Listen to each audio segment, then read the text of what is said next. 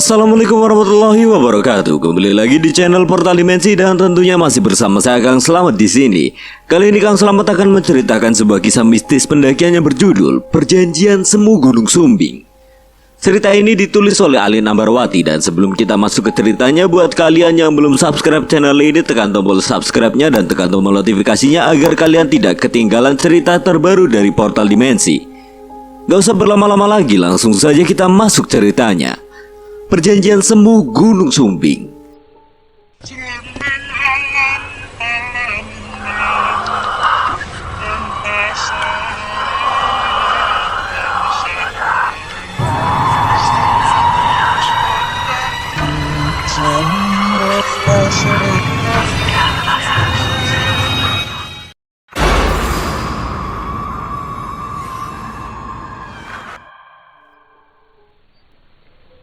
Sejatinya, mawar akan terlihat indah jika dipandang dari kejauhan. Namun nyatanya, mawar akan memberikan luka dan derita jika dipetik dari tangkainya dengan tangan terbuka. Sebab, ada kalanya keindahan hanya mampu disaksikan namun tidak dengan dipaksakan untuk berada dalam pelukan.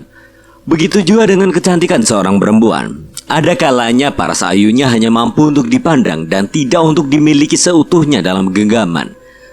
Sebab terkadang paras cantiknya dapat menjerumuskan ke dalam jurang kesengsaraan.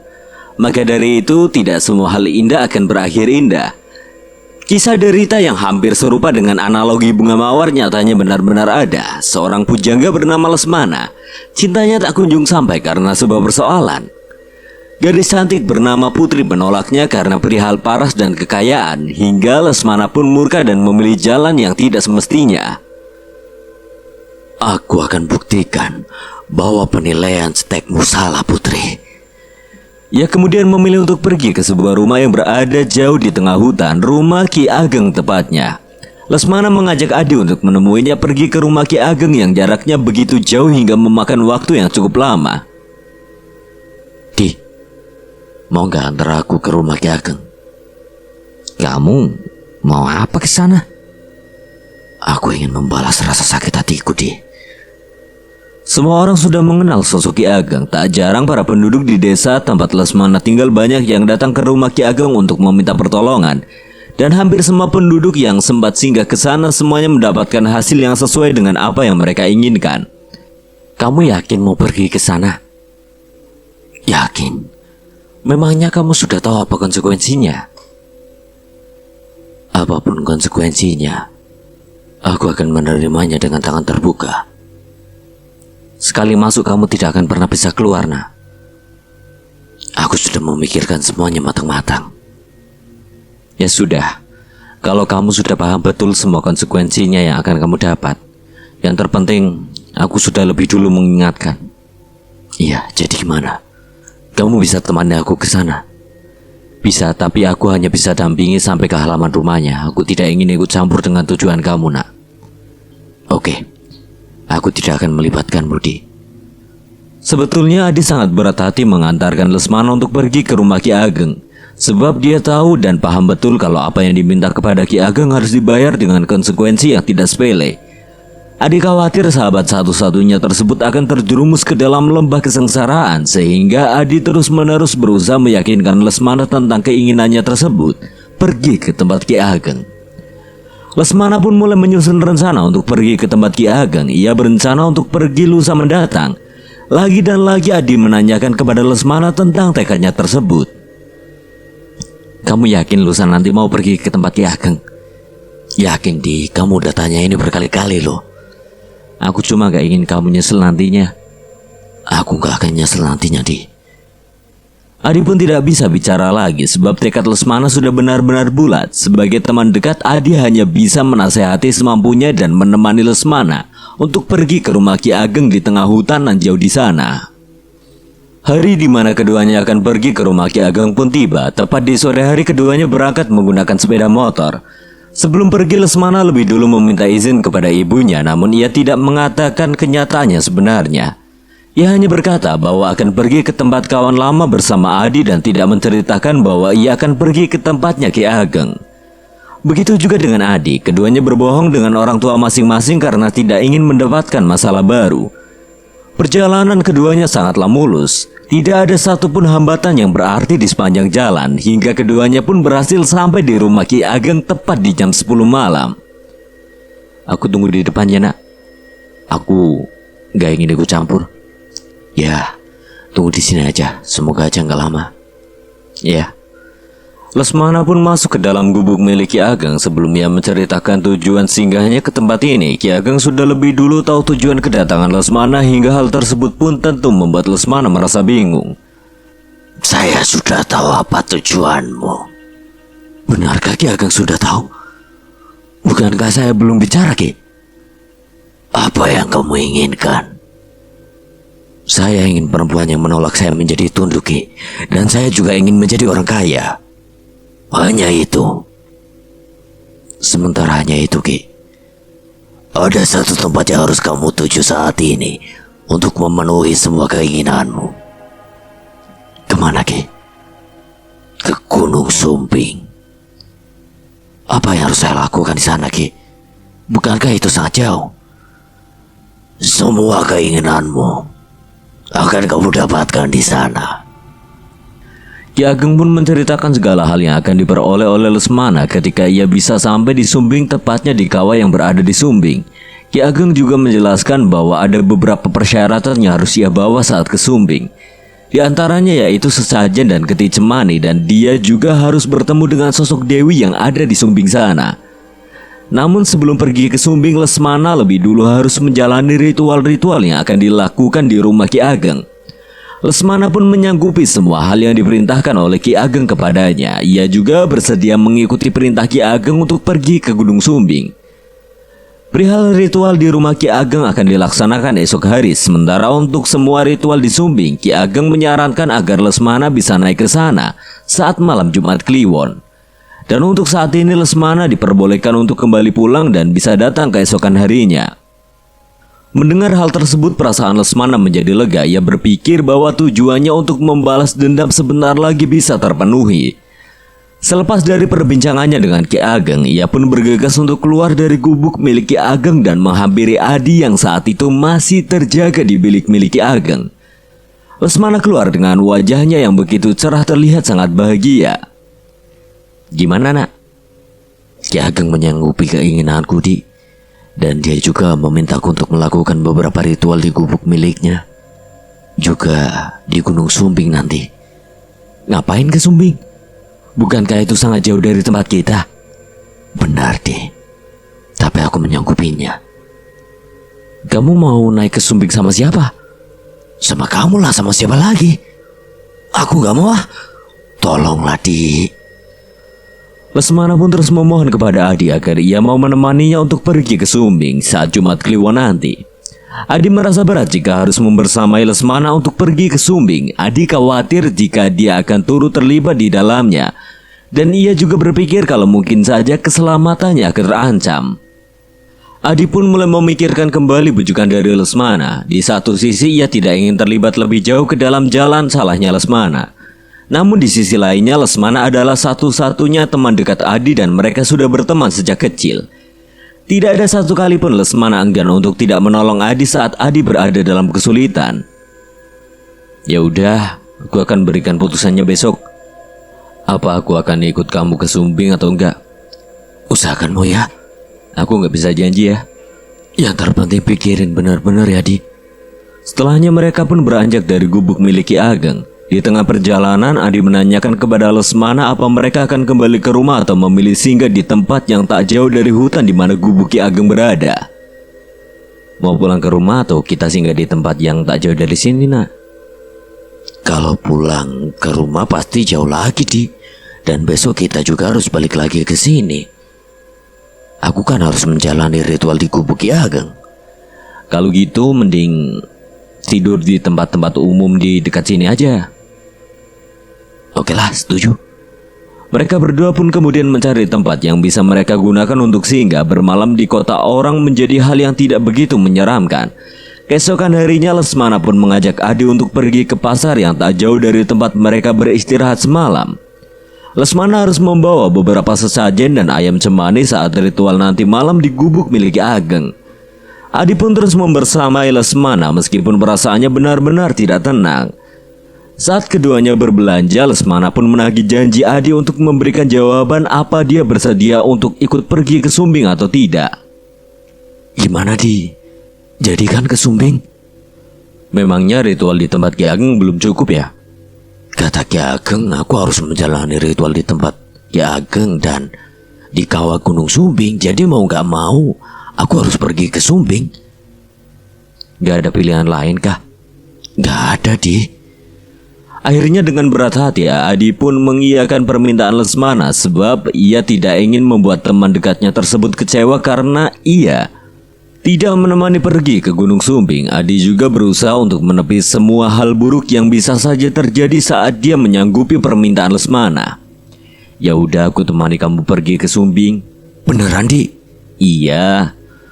Lesmana pun merasa sangat senang ketika Adi mau menyanggupinya untuk menemani pergi ke Sumbing. Itu artinya Lesmana tidak akan pergi seorang diri nantinya. Sebelum mereka kembali ke gubuk Ki Ageng, Lesmana lebih dulu meminta bantuan kepada Adi agar ia tidak menceritakan tentang apa yang dilakukannya di gubuk Ki Ageng, terutama kepada orang tuanya. Ia tidak ingin orang tua dan keluarganya kecewa karena apa yang dilakukannya. Adi pun menyanggupi permintaan Lesmana. Lagi dan lagi ia tidak bisa menolak segala hal yang diminta oleh Lesmana meskipun hal tersebut bertentangan dengan hati nuraninya. Adi lebih mengutamakan persahabatannya dengan Lesmana dibandingkan dengan hati nuraninya sendiri sebab ia tidak ingin persahabatannya dengan Lesmana hancur. Setelah selesai membeli segala hal yang berkaitan dengan persiapannya mengikuti ritual di gubuk milik Ki Ageng, keduanya pun bergegas untuk kembali pergi ke gubuk Ki Ageng mengingat saat ini hari sudah mulai sore dan Lesmana berjanji untuk datang ke gubuk Ki Ageng sebelum malam tiba. Keduanya pun sampai di gubuk Ki Ageng tepat sebelum maghrib tiba. Ki Ageng pun sudah menunggu Lesmana di depan gubuknya. Tanpa banyak bicara, Ki Ageng langsung meminta Lesmana untuk masuk dan ritual pun dimulai. Sementara itu Adi memilih untuk menunggu di depan. Ia tidak ingin tahu apa yang dilakukan Lesmana di gubuk milik Ki Ageng. Ritual diawali dengan melakukan mandi kembang 7 rupa yang dipandu oleh Ki Ageng. Lesmana pun diminta untuk menanggalkan pakaiannya. Lesmana mengikuti tiap arahan yang diberikan oleh Ki Ageng. Ritual yang dilakukan oleh Lesmana berlangsung lama, sejak matahari terbenam hingga tengah malam. Tepat di jam 12 malam semua prosesi pun selesai. Rangkaian ritual malam ini saya anggap telah tuntas. Setelahnya kamu bisa datang ke Sumbing. Saya telah buat sebuah perjanjian antara kamu dengan seorang dewi yang ada di kawah Sumbing. Dia akan datang lebih dulu melalui mimpi kamu. Dan setelahnya kamu bisa menjumpainya secara langsung di tempat yang sudah saya beritahu. Ingat, malam Jumat Kliwon yang akan datang, kamu harus sudah berada di kawah tersebut. Jika tidak, maka hal yang tidak kamu inginkan bisa datang menghampirimu. Hal buruk apa yang Ki Ageng maksud? Apa boleh saya tahu supaya saya bisa lebih hati-hati dan bisa menuntaskan semua yang diucapkan oleh Ki Ageng? Saya harap hal buruk itu tidak akan pernah ada, sebab saya yakin kamu sanggup memenuhi semua hal yang saya ucapkan. Baiklah Ki, saya sangat berterima kasih kepada Ki Ageng atas bantuannya. Ki Ageng pun membalasnya dengan anggukan. Setelahnya Lesmana pun keluar dari gubuk Ki Ageng. Sebelum itu Ki Ageng lebih dulu memberikan sebuah batu aneh kepada Lesmana. Ki Ageng tidak menjelaskan lebih dulu manfaat dari batu tersebut. Ia hanya meminta Lesmana untuk menjaga pemberian itu baik-baik. Lesmana pun dengan senang hati menerimanya dan langsung menggenggam batu tersebut dengan begitu erat. Sudah nak, udah. Dapat apa kamu? Batu aneh Di. Aku nggak tahu apa manfaatnya. Namun Ki Ageng memintaku untuk menjaganya baik-baik. Ya udah, turutin aja. Kalau tidak nurut khawatir terjadi sesuatu. Iya Di, kamu benar. Sumbing gimana? Jadikah pergi ke kawah Sumbing? Jadi kita berangkat Rabu ya, supaya malam Jumat Kliwon aku udah berada di kawah Sumbing. Harus banget di malam itu. Kamu nggak takut? Ki Ageng memintaku untuk datang tepat di malam itu. Bahkan dia sudah ngatur sebuah perjanjian antara aku dengan seorang dewi yang ada di kawah Sumbing. Kamu yakin mau turut serta? Yakin. Aku udah melangkah sejauh ini Di. Ya udah, aku hanya bisa menasihatimu semampuku. Selebihnya pilihannya ada di tangan kamu. Lesmana pun benar-benar tidak goyah dengan pilihannya tersebut. Bahkan ia sama sekali tidak mengindahkan ucapan Adi, teman dekatnya sendiri yang sedari awal sangat mengkhawatirkan Lesmana. Seusai menjalankan ritual-ritual di Gubuk Ki Ageng, keduanya pun memilih untuk kembali ke rumah mereka dan menempuh perjalanannya cukup jauh. Mereka tidak lagi singgah di kota tersebut sebab urusan Lesmana di Gubuk Ki Ageng telah usai. Keduanya pun sampai di rumah saat hari sudah kembali pagi. Lesmana pun langsung menyusun rencana untuk melakukan pendakian ke Sumbing pekan depan bertepatan dengan malam Jumat Kliwon.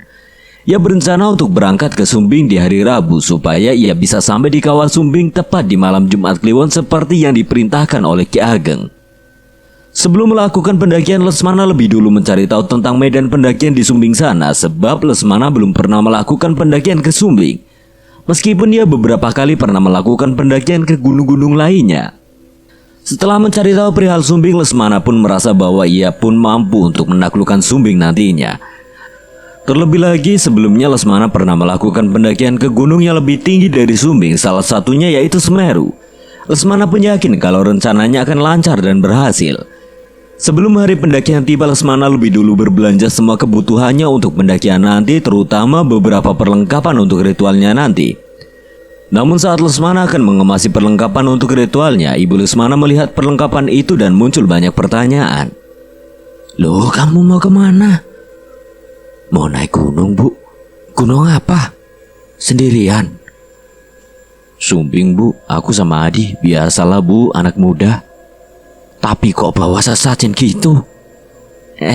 Bu, ini bukan punya aku. Lalu punya siapa? Mana ada orang mendaki bawa sesajen?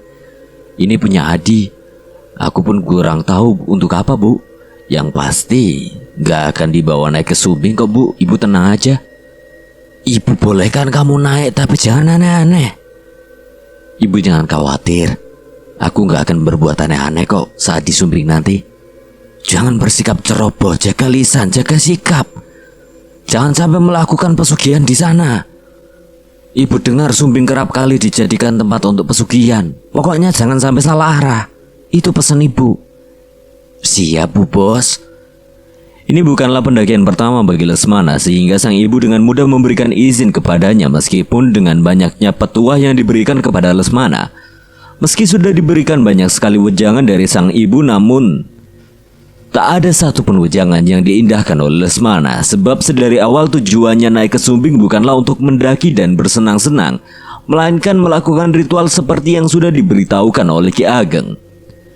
Malam sebelum Lesmana berangkat ke Sumbing, Lesmana mengalami mimpi yang benar-benar aneh menurutnya. Ia pun teringat ucapan Ki Ageng yang mengatakan bahwa ia akan didatangi oleh seorang dewi melalui mimpinya. Sosok tersebut juga yang nantinya akan Lesmana temui saat berada di kawah Sumbing. Di dalam mimpinya tersebut, sosok yang dimaksud oleh Ki Ageng mendatangi Lesmana dengan pakaian layaknya seorang putri kerajaan, lengkap dengan kebaya dan sanggul melingkar di kepalanya. Parasnya sangat cantik dan tutur katanya sangat lembut. Sosok itu perlahan semakin mendekat ke arah Lesmana dan membisikkan beberapa hal kepadanya. Saya akan memenuhi semua hal yang kamu inginkan. Dendam, perempuan, dan kekayaan. Semua akan berada di dalam genggamanmu tak lama lagi. Temui saya dan lakukan semua hal yang sudah sempat kamu lakukan. Lesmana pun hanya bisa mengangguk tanda setuju dengan semua hal yang diucapkan oleh sosok Dewi di hadapannya tersebut. Hingga perlahan demi perlahan sosok itu pun menghilang dari hadapan Lesmana dan Lesmana pun terbangun dari mimpinya. Ya, Kang benar.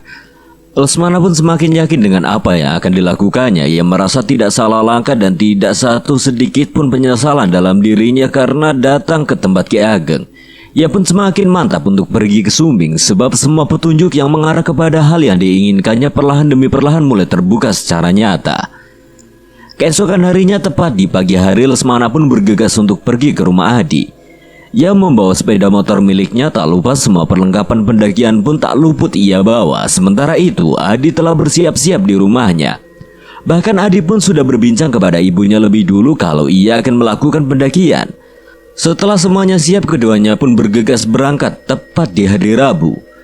Mereka pun menempuh perjalanan yang begitu panjang. Tidak ada hal aneh di sepanjang perjalanan keduanya. Semuanya baik-baik saja hingga hal aneh pun terjadi saat mereka melintas di sebuah jalan yang berbatasan langsung dengan alas roban. Tidak ada satupun kendaraan yang melintas di sana. Mereka hanya melihat sebuah truk berwarna merah yang melaju sangat pelan.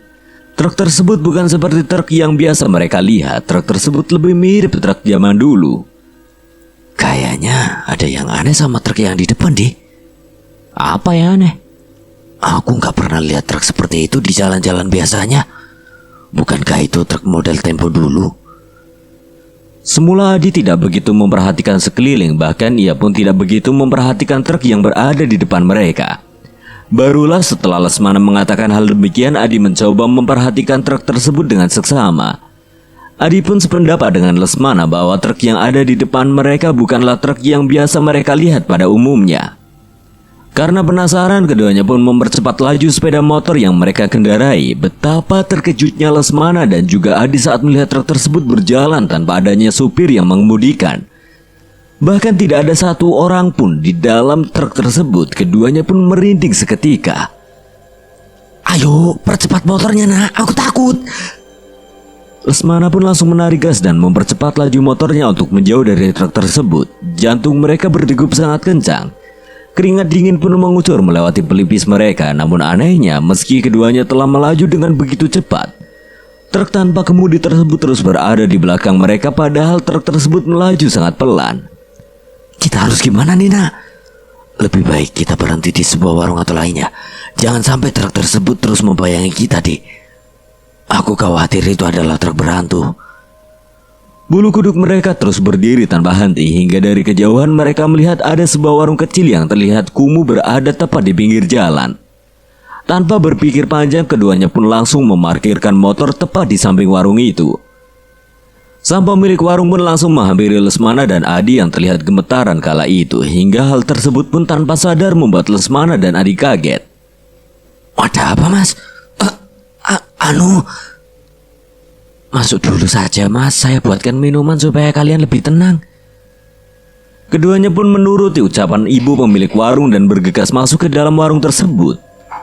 Ibu pemilik warung langsung membuatkan teh hangat untuk keduanya. Lesmana dan Adi pun langsung meminumnya sampai habis. Setelahnya keduanya pun menarik napas panjang hingga merasa lega. Sudah lega sekarang? Sudah, Bu. Terima kasih banyak, Bu. Ngomong-ngomong, kalian kenapa kayak habis dikejar-kejar hantu aja? Itu, Bu, ada truk berhantu. Truk berhantu di mana? Saat kami melintas di alas roban, kami melihat truk model lama berwarna merah melaju sangat pelan. Dan setelah kami mencoba untuk menyalipnya, tidak ada satu orang pun yang berada di dalam truk tersebut, Bu. Itu artinya truk tersebut berjalan tanpa adanya kemudi. Mendengar cerita dari Lesmana, sang pemilik warung terlihat bersikap biasa saja, seolah-olah kejadian tersebut bukanlah kejadian yang aneh. Walah, biasa itu, Mas. Maksud ibu? Sang ibu pemilik warung pun menceritakan bahwa penampakan truk lama berwarna merah tersebut bukanlah hal yang tabu, sebab penampakan truk tersebut kerap kali muncul dan membayangi beberapa pengendara di sepanjang jalan alas roban. Konon katanya itu adalah truk yang pernah mengalami kecelakaan di zaman dulu dan pengemudinya tewas seketika. Hingga hal tersebut menjadikan truk berhantu menjadi cerita mistis yang diyakini keberadaannya oleh penduduk sekitar. Mendengar cerita dari ibu pemilik warung, keduanya pun semakin merinding. Itu artinya mereka baru saja melihat truk berhantu yang kerap kali menjadi perbincangan penduduk sekitar alas roban. Setelahnya, untuk meredakan rasa takut keduanya, mereka pun kemudian memesan minuman hangat kepada ibu pemilik warung. Keduanya pun memilih untuk beristirahat lebih dulu selama beberapa waktu di warung tersebut. Setidaknya sampai kekhawatiran dan ketakutan keduanya mereda sehingga mereka bisa jauh lebih tenang saat melakukan perjalanan menuju Sumbing. Setelah mereka jauh lebih tenang, mereka pun memutuskan untuk melanjutkan perjalanan menuju Sumbing. Kita lanjut jalan kah? Ayo, waktu udah mulai siang nih. Jangan sampai kita terlalu lama di dalam perjalanan. Semoga aja tidak ada hal aneh lagi di jalan. Semoga aja ya, Di. Perjalanan mereka pun memakan waktu cukup lama. Keduanya sampai di jalur pendakian Sumbing saat sore hari. Rasa lelah pun tidak mampu mereka elakkan lagi. Keduanya memilih untuk beristirahat lebih dulu di rumah warga yang ada di pos pendaftaran Sumbing. Keduanya berencana naik ke Sumbing keesokan harinya tepat di hari Kamis, dan jika perjalanan keduanya lancar, mereka akan sampai di kawah Sumbing tepat di malam Jumat Kliwon. Mereka pun mendatangi salah satu rumah milik warga dan meminta izin untuk singgah sejenak di sana. Kebetulan rumah warga yang mereka pilih juga terdapat warung di depannya, sehingga mereka tidak akan kesulitan jika ingin makan ataupun minum. Setelah meminta izin kepada pemilik rumah, keduanya pun bergegas untuk beristirahat. Tidur keduanya sangatlah lelap hingga tanpa sadar hari pun kini sudah berganti. Itu artinya mereka sudah harus mendaftarkan diri ke basecamp pendaftaran dan memulai pendakian Sumbing. Setelah mendaftarkan diri, mereka mendapatkan sebuah peta yang tergambar dengan jelas jalur pendakian berikut pos-pos yang ada di Sumbing. Keduanya memilih untuk melakukan pendakian Sumbing melalui jalur Garung. Tidak ada alasan khusus tentang pilihan keduanya memilih jalur Garung dibandingkan dengan jalur lainnya. Mereka hanya memilih jalur yang paling dekat dari mereka. Pendakian pun dimulai. Sebelum naik, keduanya lebih dulu saling memberikan semangat agar mereka tidak loyo saat memulai pendakian. Tujuan awal mereka adalah pos pertama. Perjalanan menuju pos 1 ditempuh kurang lebih selama 2 jam dengan berjalan kaki. Jalur pendakian dari basecamp menuju pos 1 berupa jalan aspal menuju ke area ladang penduduk. Sampai di area ladang penduduk yang ditanami tembakau, jalur berubah jadi makdam atau batu yang tersusun rapi dengan trek yang cukup landai. Ada aja jalur pendakian hingga kawah seperti ini terus, pasti aku nggak akan ngerasa capek. Adi memang belum pernah melakukan pendakian ke gunung-gunung. Ini merupakan pengalaman pertamanya, sehingga banyak pengandaian muncul di benaknya. Nikmatin aja perjalanannya, Di. Aku jamin pasti asyik. Pokoknya kalau aku ngerasa capek harus istirahat ya, Nak. Jangan paksa aku buat jalan cepat. Tenang aja, Di. Yang terpenting kita enjoy dalam pendakian ini. Oke, siap. Meskipun ini kali pertama Adi melakukan pendakian ke gunung, namun ia sudah lebih dulu mencari tahu tentang segala hal yang berkaitan dengan pendakian. Sehingga paling tidak ia sudah banyak tahu hal-hal yang perlu dipersiapkan saat melakukan pendakian. Lesmana pun terus berusaha untuk membuat Adi enjoy selama pendakian ini. Lesmana berpikir bahwa Adi sudah sangat baik mau menemaninya melakukan pendakian ini. Lesmana tidak ingin Adi merasa menyesal ikut bersama dia. 1 jam perjalanan dari basecamp menuju pos 1, belum ada hambatan yang cukup berarti. Kondisi jalur pendakian saat itu pun cukup ramai. Banyak pendaki lain yang juga melakukan pendakian yang sama seperti Lesmana dan juga Adi. Saat mereka melewati ladang, tiba-tiba saja ada seorang nenek tua mendatangi mereka. Sang nenek meminta bantuan kepada mereka. Nah, tolong nenek. Kenapa, Nek? Nenek haus, nak. Sementara nenek sedang tidak bawa minuman. Boleh nenek minta minuman kalian? Adi pun bergegas untuk memberikan mineral di dalam ranselnya kepada sang nenek. Adi tidak enggan untuk menolong sang nenek dengan segera. Terima kasih, nak. Sama-sama, Nek. Kalian mau ke puncak Sumbing kah? Enggak, Nek, kami mau pergi ke kawah Sumbing. Pergilah ke puncak dan jangan mampir ke kawah, nak. Kenapa, Nek? Berbahaya, kalian bisa celaka. Adi pun terdiam setelahnya, namun di sisi lain sikap Lesmana seakan-akan menunjukkan bentuk ketidaksukaan dengan hadirnya nenek yang ditolong oleh Adi. Lesmana pun mengajak Adi untuk bergegas pergi. Kenapa kamu repot-repot tolong dia? Bukankah mineral kamu tak banyak? Gak apa-apa, lagian nenek itu membutuhkan, Nak. Seharusnya kamu gak usah repot-repot tolongin orang lain, apalagi nenek ini. Pikirin diri sendiri. Lesmana terlihat tidak suka dengan sikap Adi yang menolong sang nenek. Namun Adi terus berusaha meyakinkan Lesmana kalau dia tidak keberatan menolong nenek yang saat ini masih berada di hadapannya. Sepertinya teman kamu tidak suka kalau kamu nolong nenek. Sudah, Nek, jangan dipikirkan. Lebih baik nenek pergi. Ingat jo pesan nenek. Lebih baik kamu jangan pergi ke kawah. Memangnya kenapa, Nek? Kami ada urusan di kawah, memang masalah. Kalian akan celaka jika pergi ke sana. Celaka atau tidak itu bukan urusan nenek. Nenek hanya ingin menolong kalian. Jika kalian terlebih lagi kamu tidak mau mendengarnya, ya sudah. Lebih baik nenek pergi. Sikap Lesmana kepada sang nenek sangatlah buruk. Adi pun mencoba mengingatkan Lesmana agar ia menjaga sikap terhadap orang yang jauh lebih tua. Namun sepertinya Lesmana tidak mengindahkan semua ucapan Adi. Ia terus bersikap sinis kepada sang nenek. Jangan bicara gitu sama nenek. Beliau jauh lebih tua dari kita. Sudah seharusnya kita menghormatinya. Gak ada salahnya juga kan? Kita dengerin ucapan sang nenek. Perihal dijalankan atau tidak itu hak kita. Maafin teman saya ya, Nek. Tidak apa-apa, nak. Teman kamu akan celaka.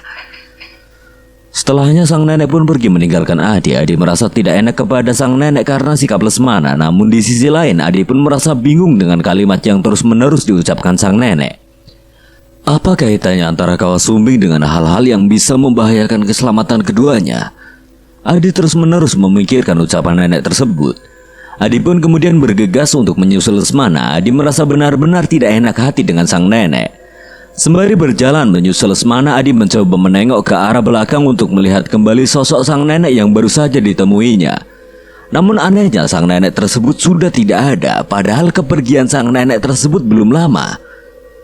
Meski terlihat janggal, namun Adi mencoba untuk tetap berpikiran positif. Mungkin saja sang nenek berbelok ke arah lain hingga sosoknya tidak lagi terlihat. Adi pun memilih untuk fokus mengejar Lesmana. Setelah berhasil mengejar Lesmana, Adi pun terlihat marah kepadanya karena sikap buruknya kepada sang nenek. Kamu gimana sih, nak? Seharusnya kamu jangan bersikap begitu kepada sang nenek. Aku hanya tidak suka dengan keberadaan nenek itu. Terlebih lagi saat dia berkata hal-hal yang aneh. Namanya orang tua, pasti kalau ketemu sama anak-anak muda yang ngasih wejangan itu bukan hal yang buruk. Sudah, jangan dibahas. Lebih baik kita fokus ke pendakian ini. Kamu memang keras kepala, nak. Adi pun kemudian memilih untuk bungkam dan tidak lagi memperpanjang persoalan sikap Lesmana kepada sang nenek yang belum lama ditemuinya. Sebab Adi tahu betul jika Lesmana adalah seseorang yang sangat sulit untuk diberitahu. Sikapnya yang keras kepala membuat Lesmana enggan menerima pendapat dari orang lain. Keduanya pun terus melanjutkan pendakian. Setelah menempuh perjalanan dengan jalur yang masih landai, mereka pun akhirnya sampai di pos 1. Saat berada di pos 1, Adi melihat Lesmana langsung bergegas mengeluarkan bungkusan sesajen yang sudah dibawanya. Ia pun kemudian beranjak dari pos 1 menuju sebuah pohon besar yang tumbuh di tepian. Adi hanya melihat tingkah Lesmana dari kejauhan. Terlihat Lesmana bergegas untuk meletakkan sesajen tersebut dan duduk bersimbuh di depannya sembari mengucapkan beberapa kalimat yang sangat sulit untuk dipahami. Lesmana melakukannya selama beberapa menit. Setelah usai, Lesmana pun bergegas menuju tempat di mana Adi sedang duduk beristirahat di pos 1. Kamu ngapain?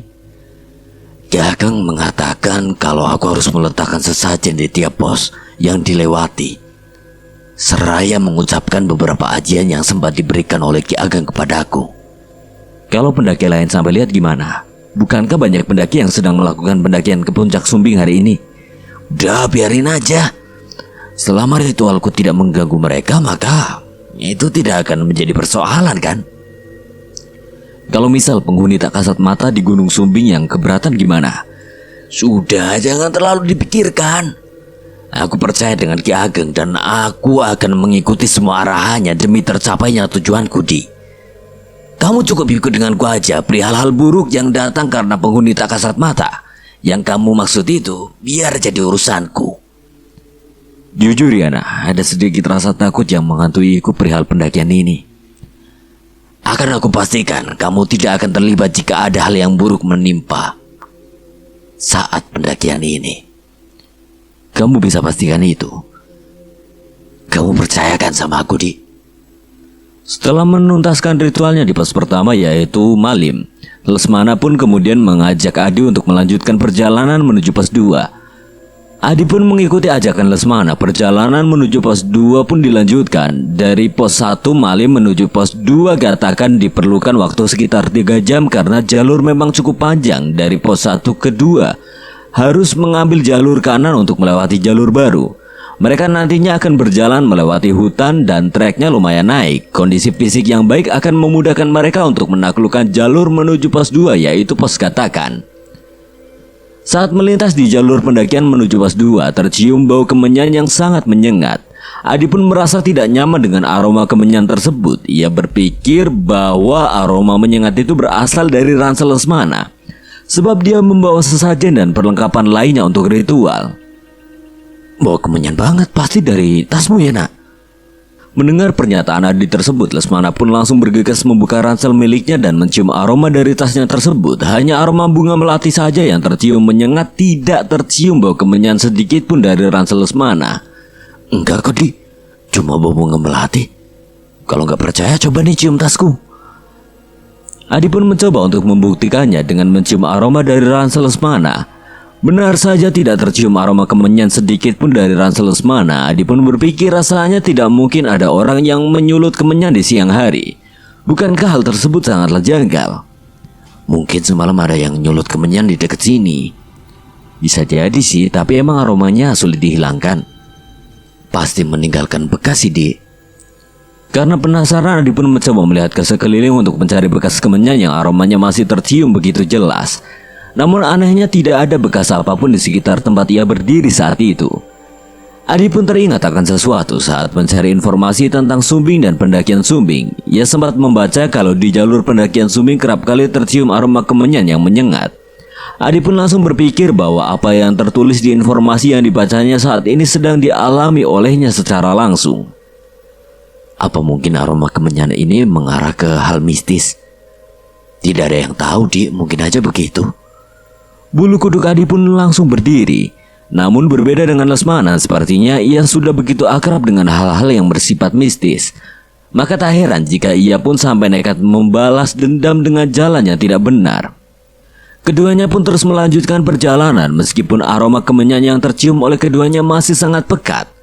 Adi memilih untuk diam, tidak bersuara sedikit pun. Bulu kuduk Adi tidak henti-hentinya berdiri. Kamu pucat, Di? Mungkin karena takut nak. Jujur bulu kudukku sampai detik ini masih berdiri. Aroma kemenyan yang tak kunjung hilang membuatku merinding. Udah anggap aja biasa, Di. Kalau kamu terlalu memikirkan aroma kemenyan yang tak kunjung hilang itu, kamu gak akan keluar dari rasa takutmu itu. Percaya deh sama aku. Saat Lesmana mengatakan hal tersebut, tiba-tiba saja Adi merasa ada tangan besar yang menggenggam pundaknya dari arah belakang. Sontak ia pun langsung membalikan pandangannya ke arah belakang, namun tidak ada siapapun di belakangnya, hanya hembusan angin yang terasa begitu dingin. Kenapa lagi, Di? Aku ngerasa kalau ada seseorang yang memegang pundakku dari arah belakang, nak. Tapi saat aku lihat ke arah belakang tidak ada siapa-siapa. Kamu terlalu parno. Tapi aku bicara sungguhan, nak. Bahkan saat aku merasa ada orang yang memegang pundakku dari arah belakang, aroma kemenyan itu terasa sangat dekat dari tempat kita berdiri saat ini. Lesmana pun tidak mengindahkan omongan Adi. Ia memilih untuk melanjutkan perjalanannya tersebut. Ia tidak ingin cerita mistis yang Adi rasakan terus berlanjut, sehingga tujuan utamanya datang ke Sumbing bisa terpinggirkan. Loh, kamu kok malah pergi sih, nak? Aku bicara fakta. Bisa nggak kalau ada hal janggal tidak perlu kamu utarakan? Aku tidak ingin fokusku terpecah belah, Di.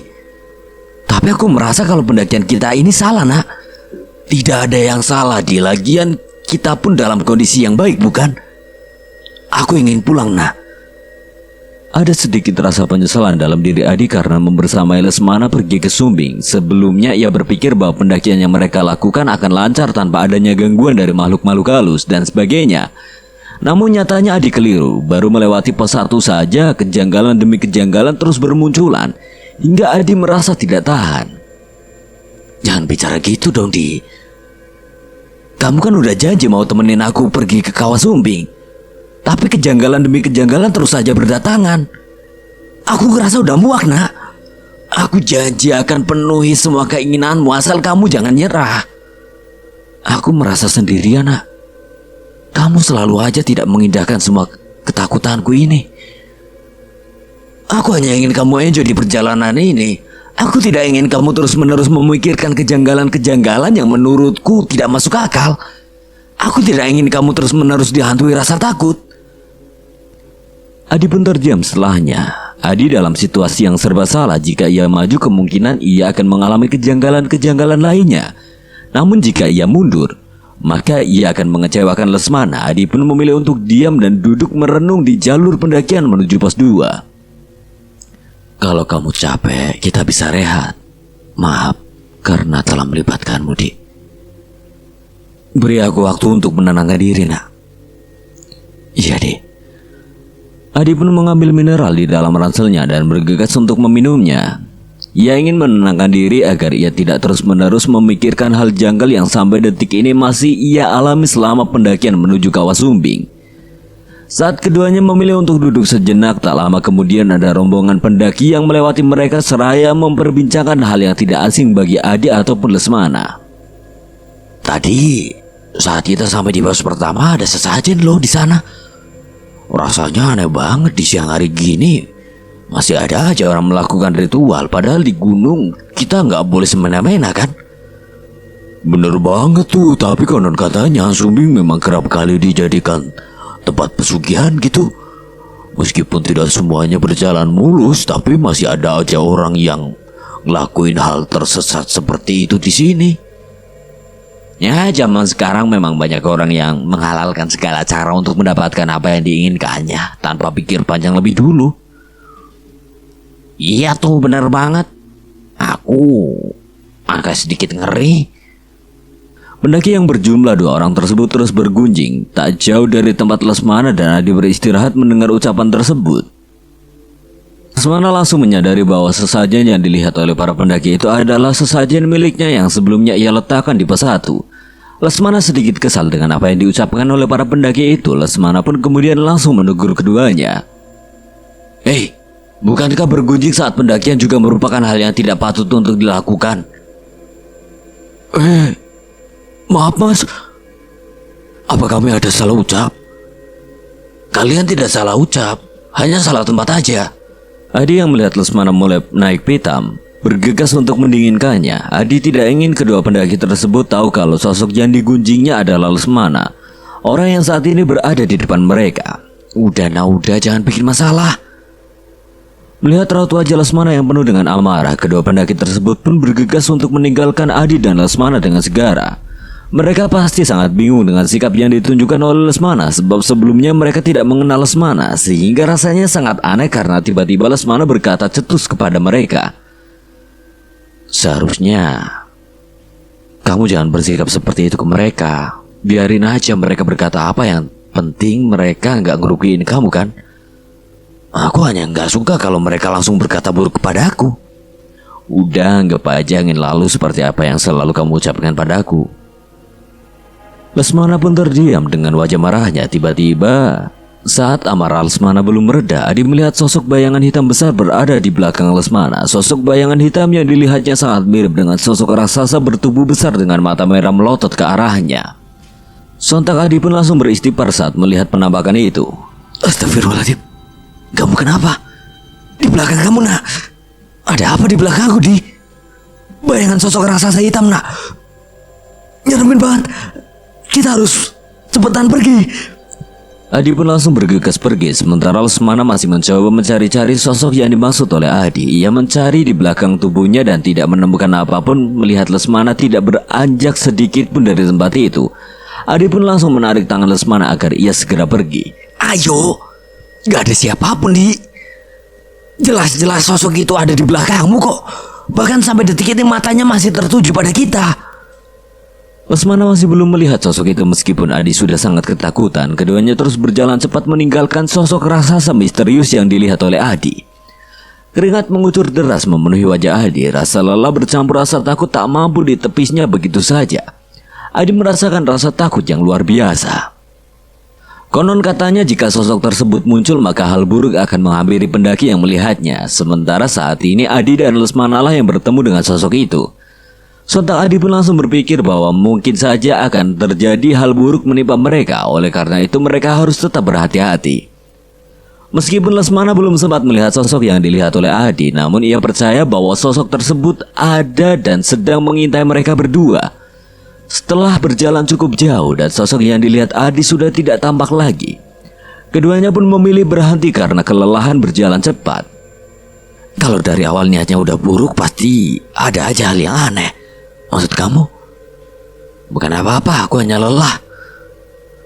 Adi pun langsung berhenti menggerutu. Ia khawatir keluhannya akan memperumit hubungannya dengan Lesmana. Sebab Lesmana sangatlah mudah marah. Adi khawatir keduanya akan berdebat seperti saat Lesmana bertindak buruk kepada para pendaki yang tidak sengaja menggunjingnya. Selepas kamu lakukan ritual di Kawah Sumbing, kita langsung pulang ya. Rasanya aku sangat ingin kembali pulang. Iya dia, aku janji. Selepas semuanya usai, kita akan langsung pulang. Tanpa sadar hari pun mulai beranjak sore. Sementara mereka berdua masih sangat jauh dari kawah. Lesmana pun mulai kelimpungan sebab ia khawatir malam nanti ia belum bisa sampai di Kawah Sumbing. Di, hari mulai sore nih.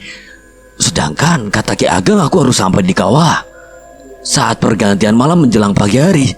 Itu artinya dini hari nanti aku harus sudah berada di atas sana dan bergegas melakukan ritual.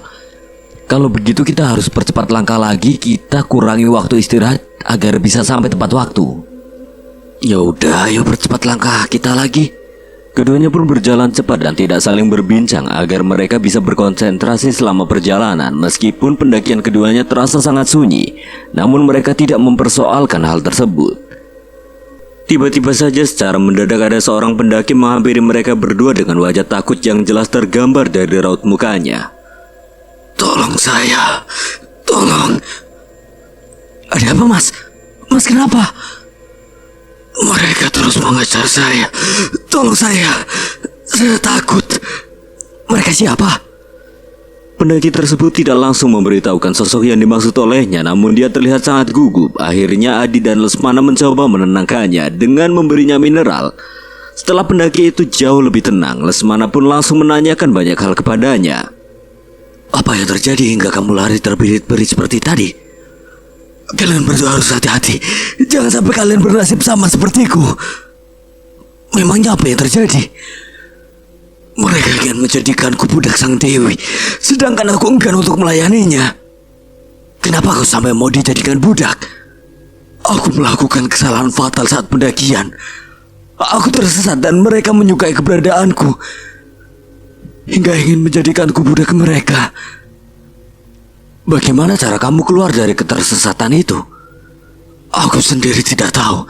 Tiba-tiba saja aku melihat cahaya dan setelahnya muncul kalian berdua dari kejauhan. Hingga aku pun bergegas untuk menghampiri kalian.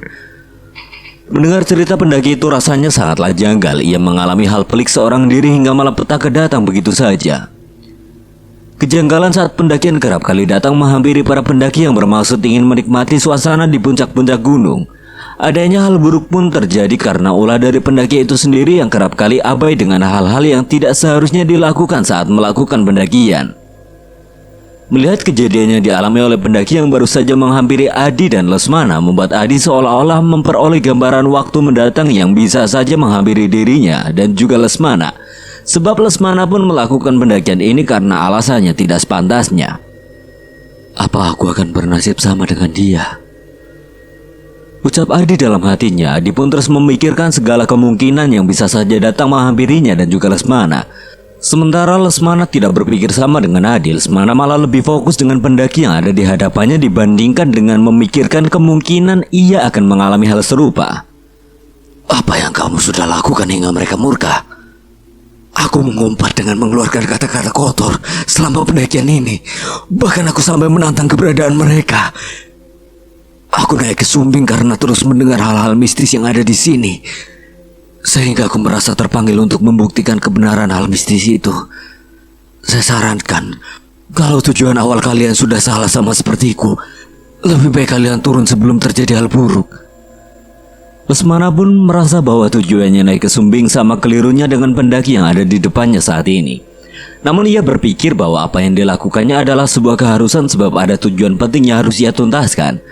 Sehingga meskipun ia sudah melihat akibat yang bisa saja menimpanya, ia tidak goyah sama sekali. Lebih baik kamu lekas turun. Tapi, maaf, kami belum bisa menemanimu turun. Namun kalau kamu mau ikut bareng kami juga tidak apa-apa. Aku ingin turun tapi khawatir aku kembali tersesat saat di perjalanan, Mas. Atau mau ikut saja? Kebetulan kami nggak akan sampai puncak. Kami naik hanya sampai di kawah saja.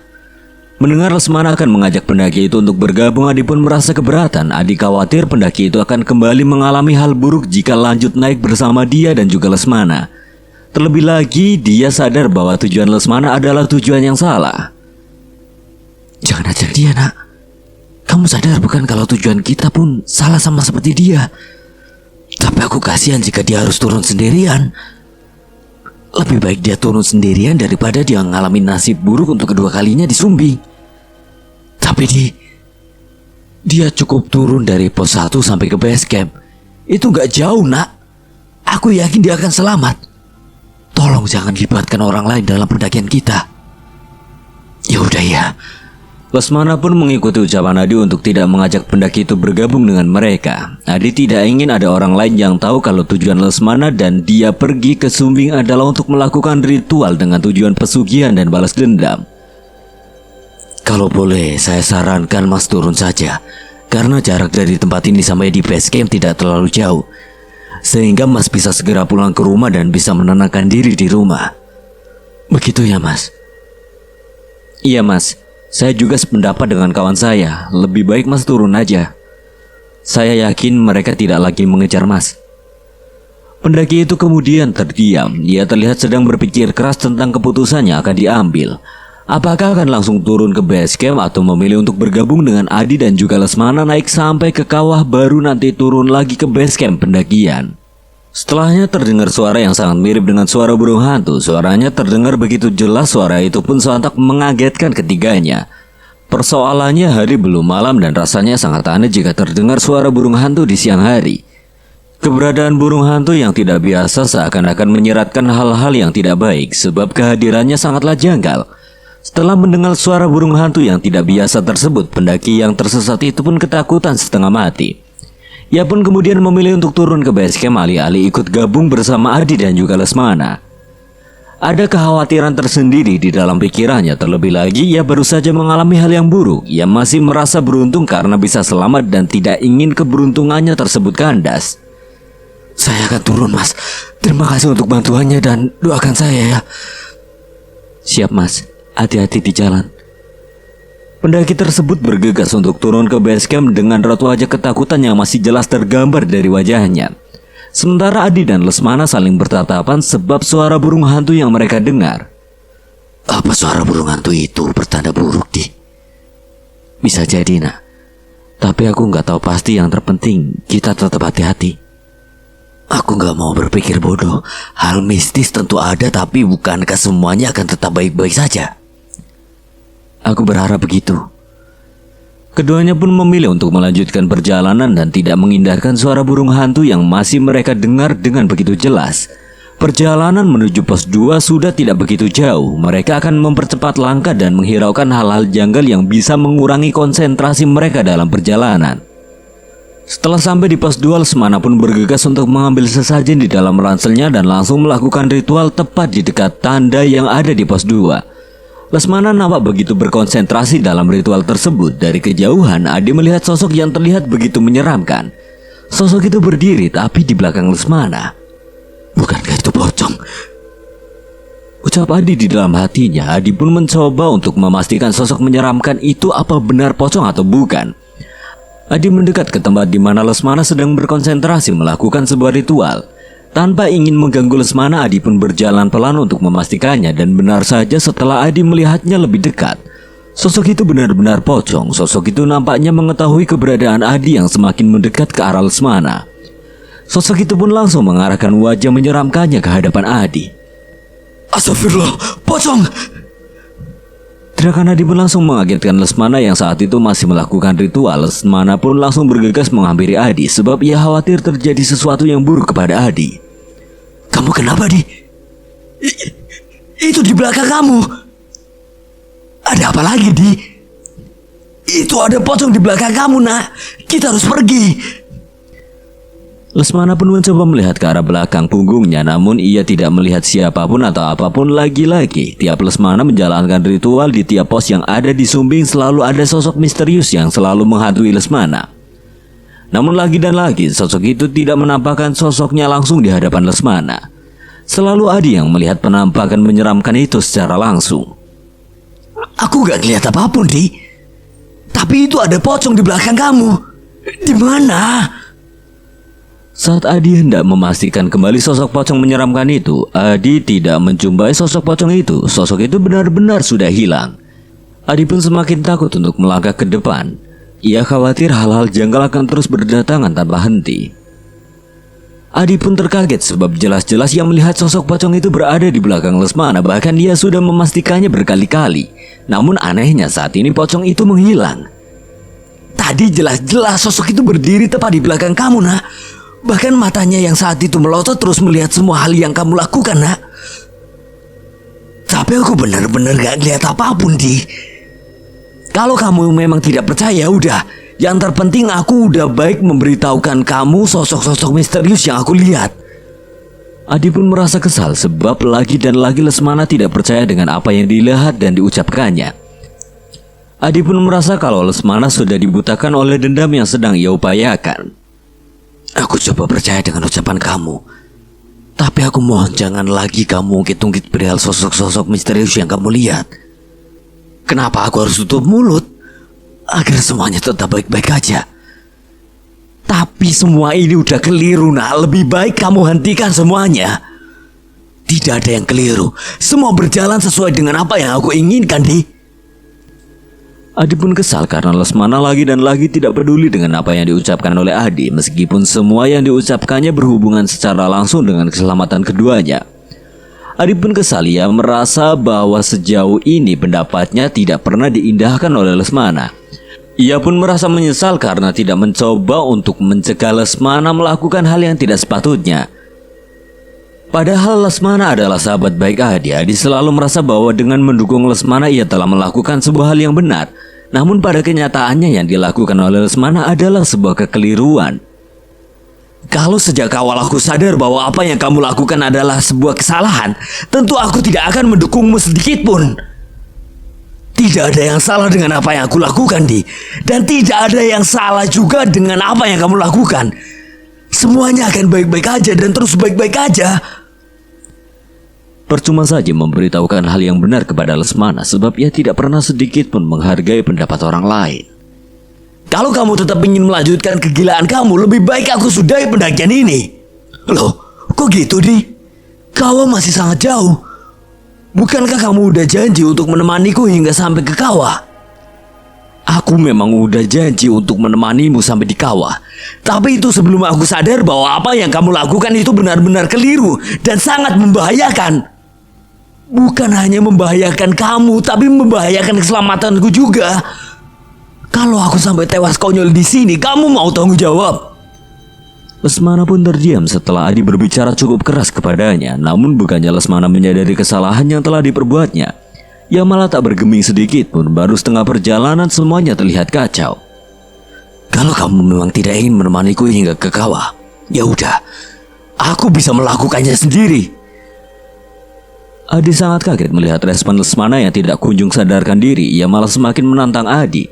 Adi pun memilih untuk berhenti di pos 2, sementara Lesmana terus melanjutkan pendakiannya. Keduanya terpisah tepat di pos 2. Apa aku terlalu keras kepala dengan Lesmana? Sebagai seorang teman dekat, Adi merasa kesal karena Lesmana tak kunjung mengindahkan ucapannya. Namun di sisi lainnya ia pun tidak tega karena harus membiarkan Lesmana pergi seorang diri. Adi pun teringat pendakian tersesat yang mereka temui di jalur pendakian menuju pos 2. Kalau nasib Lesmana seperti pendaki itu gimana ya?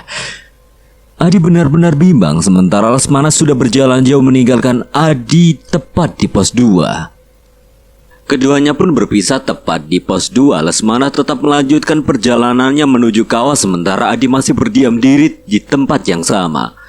Keduanya tak lagi akur hanya karena persoalan perbedaan pendapat. Andai aja Lesmana mau ngikutin ucapanku untuk bergegas turun, tentu ini tidak akan terjadi. Hubungan kami pasti akan baik-baik aja.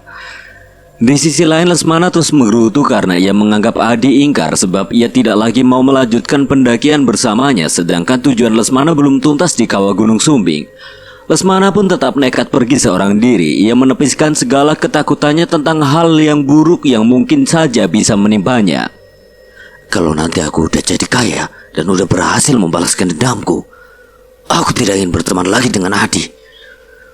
Lesmana pun terus melanjutkan pendakian hingga petang pun perlahan-lahan mulai datang. Ia pun mengambil senter di dalam ranselnya sebagai penerangan. Tekadnya sudah benar-benar bulat, ada atau tidak adanya Adi, ia akan tetap teguh pada tujuan utamanya. Rasa sakit hati yang tumbuh di dalam jiwanya membutakan segala hal termasuk keselamatan dirinya sendiri. Selain itu juga Lesmana sangat ingin menjadi pemuda yang kaya raya. Ia tidak ingin orang lain meremehkannya. Ia ingin menjadi orang yang berpengaruh dengan kekayaan tersebut. Tiba-tiba saja dari kejauhan Lesmana melihat cahaya yang sangat terang. Cahaya di tengah kegelapan yang berhasil menyilaukan mata. Cahaya apa itu? Lesmana pun mencoba mendekat ke arah cahaya tersebut. Sebab tidak mungkin ada cahaya yang bersinar dengan sendirinya. Tentu ada sebab di baliknya. Betapa terkejutnya Lesmana saat ia sampai di sumber cahaya tersebut. Cahaya itu mengambang di antara langit dan tanah yang dipijakinya.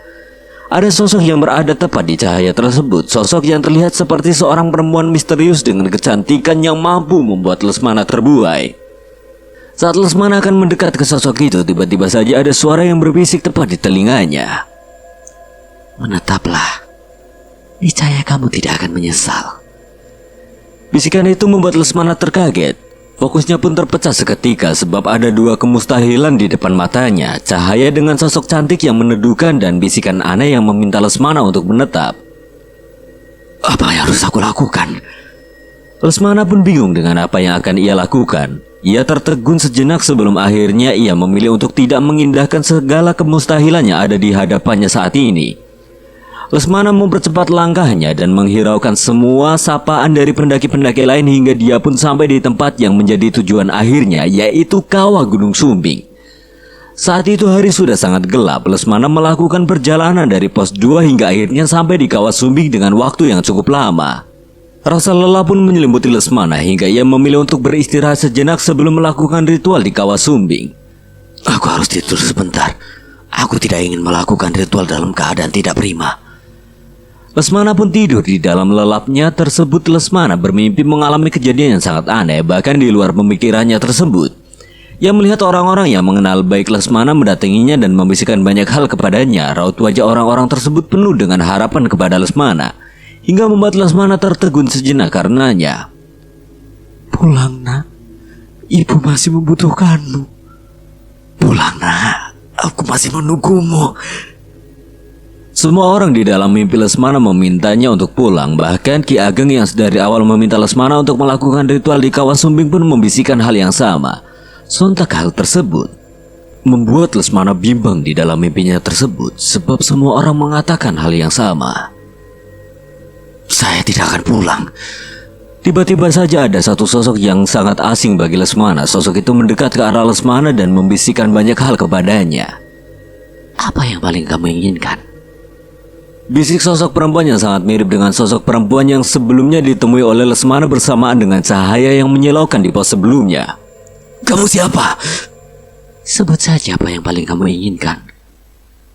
Saya ingin membalas dendam. Lalu? Perempuan itu menolak saya hanya karena perihal paras dan harta. Saya ingin membuat perempuan itu menyesal. Saya menginginkan kekayaan yang melimpah. Korbankan orang terdekatmu. Maksudnya? Kekayaan akan kamu peroleh dengan syarat korbankan orang terdekatmu. Bagaimana caranya? Bakar foto orang itu tepat di kawah Sumbing saat kamu melakukan ritual. Lesmana pun terdiam sesaat setelah ia mengetahui syarat yang harus dilakukan olehnya saat ingin mendapatkan apa yang menjadi tujuannya. Sebab rasanya sangatlah aneh mengingat Ki Ageng tidak memberitahukan persoalan ini sebelumnya. Lesmana pun berpikir siapa sosok yang akan ia korbankan jika ia melanjutkan apa yang sudah dimulainya tersebut. Lesmana pun merasa kebimbangan untuk memutuskannya. Sementara tak banyak orang yang dekat dengannya selain ibu dan adik sahabatnya. Lekas putuskan siapa yang akan kamu korbankan sebelum semuanya terlambat. Sementara itu Lesmana ingat betul kalau Ki Ageng meminta Lesmana untuk melakukan ritual sebelum sepertiga malam. Itu artinya saat dini hari tiba ia harus segera melakukannya tanpa harus mengulur waktu. Apakah tidak ada cara lain? Sayangnya tidak ada. Setelahnya Lesmana pun terus merenung siapa sosok yang akan ia korbankan. Atau ia memilih untuk mundur dan membuang jauh-jauh keinginannya tersebut. Kamu tidak memiliki banyak waktu. Rasanya Lesmana tidak bisa memutuskannya. Ia bimbang dengan banyaknya hal. Ia pun mencoba memejamkan matanya dan benar saja mimpi itu pun hilang bersamaan dengan sadarnya Lesmana. Bertanda apa mimpi itu?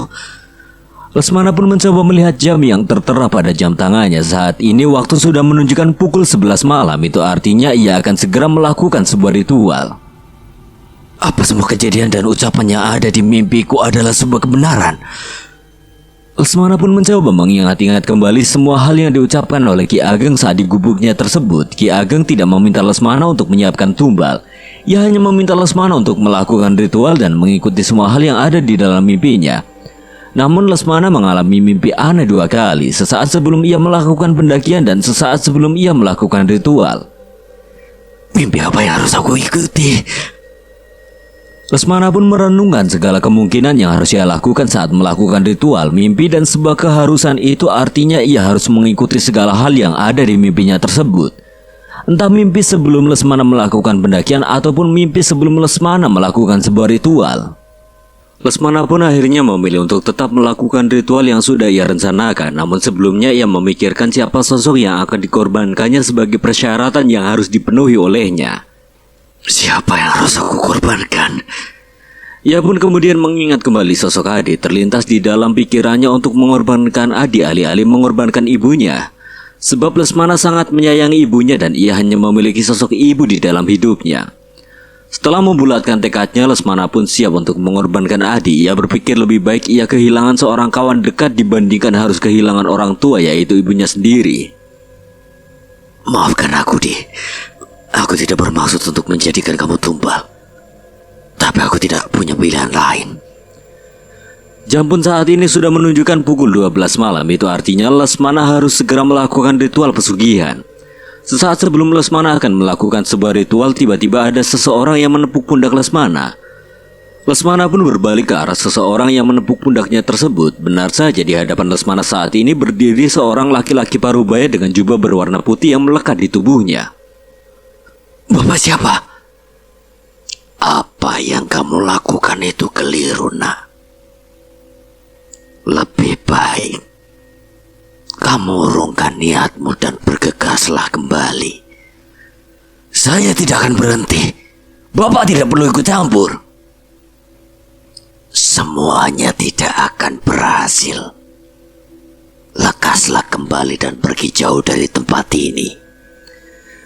Saya tidak akan berhenti. Lesmana pun memilih untuk pergi menjauh dari lelaki berjubah itu. Ia memilih untuk melakukan ritual di sisi kawah yang lainnya. Sementara lelaki berjubah itu terus menatap ke arah Lesmana, seakan-akan dia sudah mengetahui hal buruk yang kemungkinan akan terjadi jika Lesmana tetap melanjutkan ritualnya tersebut. Aku harus menghindar dari orang itu. Saat Lesmana berusaha menghindar dari lelaki berjubah itu, tiba-tiba saja turun gerimis. Lesmana pun kebingungan, sebab ia harus segera melakukan ritual, sementara ia tidak mungkin melakukan ritual di tengah gerimis yang turun. Lesmana akhirnya memilih untuk menunggu hujan reda, mengingat ia memiliki waktu sampai jam 3 pagi untuk melakukan ritual. Lebih dari waktu yang telah ditentukan, maka ia akan gagal dan tidak bisa mendapatkan apa yang diinginkannya. Lesmana pun membangun tenda tak jauh dari kawah Sumbing. Proses pembangunan tenda milik Lesmana tidaklah mudah, sebab angin berhembus begitu kencang hingga membuat Lesmana kesulitan. Setelah 1 jam, Lesmana akhirnya berhasil membangun tenda meskipun tubuhnya sudah basah karena gerimis yang turun di kawah Sumbing.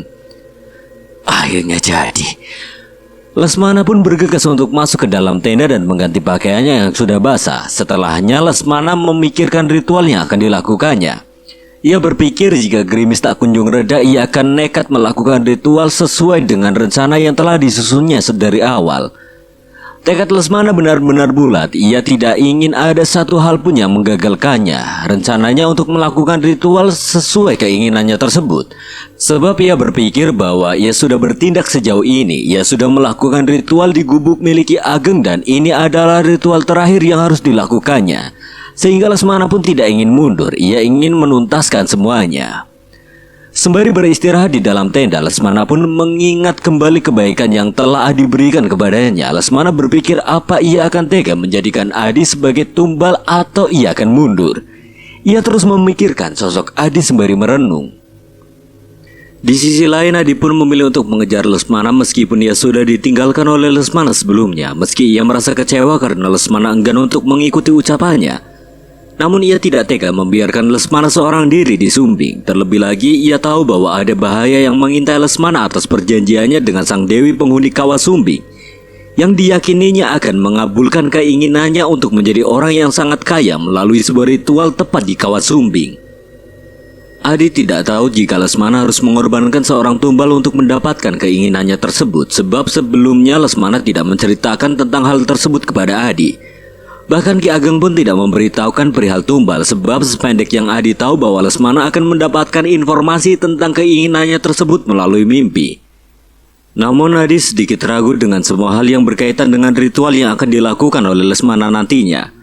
Meski demikian, Adi pun tetap ingin mengajak Lesmana. Ia tidak tahu kalau Lesmana akan menjadikannya tumbal untuk ritual yang segera dilakukannya. Aku harus mengejar Lesmana, aku tidak ingin dia melakukannya sendirian. Kalau terjadi hal buruk tidak akan ada yang menyelamatkannya. Meskipun Adi tidak terlalu paham dengan jalur pendakian menuju kawah Sumbing, namun ia memiliki peta jalur pendakian yang diperolehnya dari pos pendaftaran. Peta tersebut bisa ia jadikan patokan untuk bisa sampai ke kawah Sumbing tanpa adanya drama tersesat ataupun drama-drama lainnya.